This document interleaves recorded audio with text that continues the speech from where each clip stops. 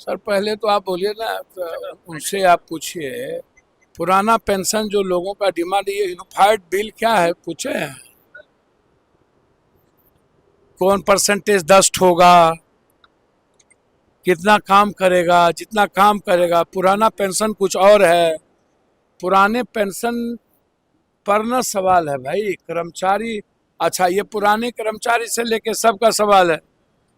तो unified pension तो समझिए कि इस सरकार की सबसे मतलब बकवास निर्णय है।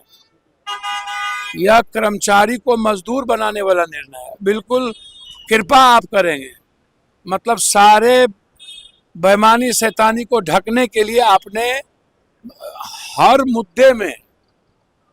मुद्दे में कॉरपोरेट को बेनिफिट और कॉरपोरेट सिस्टम को लाना। ये कर्मचारी के लिए कोई यूनिफाइड पेंशन नहीं है। इस पेंशन का कोई औचित्य नहीं है और ये 10% भी लाभान्वित नहीं होंगे। ये बिल्कुल हर तरह का कानून ही इनका बिल्कुल इस देश में आम आदमी के हित में नहीं होता। ये कर्मचारी विरोधी तो सब दिन से है। नौकरी पेशा ही अब ये खत्म कर दिए हैं। तो पुराना कर्मचारी की बात तो इन्होंने की नहीं। अग्निवीर आप उठा के देख लीजिए, तो नौकरी पेशा वाले, अच्छा बैंकिंग की बहाली होती नहीं है, रेलवे की बहाली होती नहीं है, न्यू नौकरी कोई है नहीं। तो ये जो यूनिफाइड पेंशन है, तो अपने फायदा के लिए इन्होंने ले आया। नौकरी अब होनी नहीं है, किसी को रोजगार मिलना नहीं है।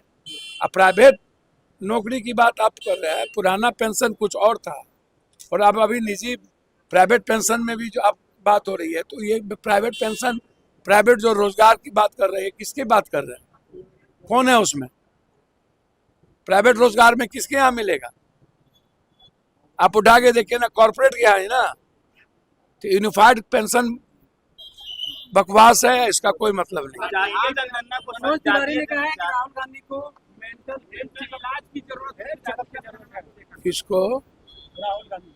मनोज तिवारी ने कुत्ता हाथी चले बाजार, कुत्ता भूखे हजार। आकाश पर थूक फेंकिएगा तो मुंह पे ही ना पड़ेगा। अब कोई काम ही नहीं है इन लोग के पास। हिंदू मुसलमान के आधार पर और बैकवर्ड फॉरवर्ड के आधार पर ये चुनाव जीते हैं। ये लोग हर बातों में नेहरू, राहुल गांधी। तो हमको तो कभी कभी डर लगता है कि जो लोग ऐसी बात करते हैं, क्या उनके घर में राहुल गांधी के लोग ही घूमेंगे क्या? उसके अंगना में राहुल गांधी का सब कुछ दिया हुआ है क्या? राहुल गांधी जी को किसकी जरूरत है, किसकी जरूरत नहीं है? राहुल गांधी जी सक्षम है अपना इलाज कराने के लिए, ठीक है ना। इलाज उन लोगों की जरूरत है जो राहुल गांधी से डरते हैं, जो राहुल गांधी की सच्चाई का खौफ है जिसके भीतर। और हम नेक सलाह देंगे, राहुल गांधी या नेहरू परिवार को गरियाने से बेहतर है 10 साल में और तीसरे बार जनता जो आपको मौका दी है, उसमें आप विशेष राज्य विशेष पैकेज के लिए लड़िए। बिहारी हैं आप, उठाइए विशेष पैकेज विशेष राज्य देने के लिए।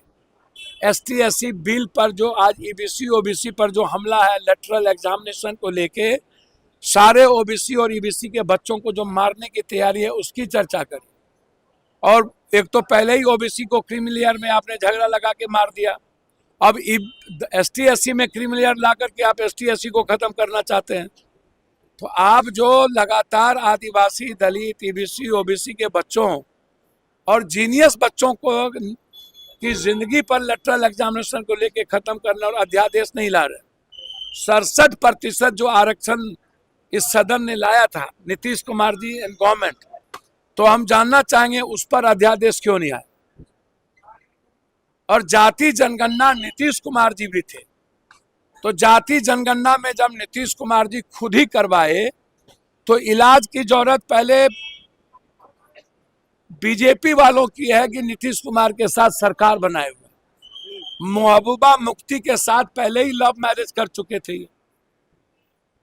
और आज राहुल गांधी जी या कांग्रेस लोकतांत्रिक मूल्यों पर, कब महबूबा अलगाववादी के साथ बीजेपी जो गाली देता था, तो पहले ही बीजेपी ने शादी लव मैरिज करके फिर तलाक ले लिया। और नीतीश कुमार जी जो सबसे पहले ओबीसी, कांग्रेस के बाद, गहलोत के बाद जाति जनगणना की बात नीतीश कुमार जी ने किया, और नीतीश कुमार जी के नेतृत्व में ही ये सरकार चला रहे हैं, तो इलाज किसका होना चाहिए? बीजेपी का कि राहुल गांधी जी का? तो पहले अपना इलाज कराए ना भाई।